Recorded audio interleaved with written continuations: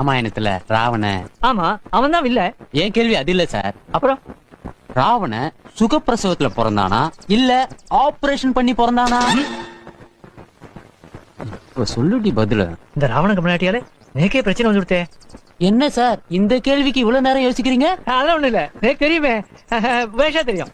ராவண தெய்வீக குழந்தையோன்னு அவ அம்மாக்கு சுகப்பிரசவத்தை தான் பிறந்தான். உங்களுக்கு எப்படி தெரியும்? அவங்க அம்மாக்கு நீங்க தான் பிரசவம் பாத்தீங்களா? இந்த புக்ல போட்டிருக்கா? இங்க பார், இந்த கேள்வி கரெக்டான பதில நான் சொல்றேன்.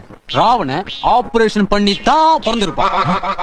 எப்படின்னு கேக்குறியா? மெடிக்கல் ஃபெசிலிட்டி இருக்கிற இந்த காலத்திலேயே ஒத்த தலையோட பிறக்கிற குழந்தைய ஆபரேஷன் பண்ணி தான் பிறக்குது. ராவணனோ 10 தலையோட பிறந்தவன், அதுவும் மெடிக்கல் ஃபெசிலிட்டில தான் அந்த காலத்துல.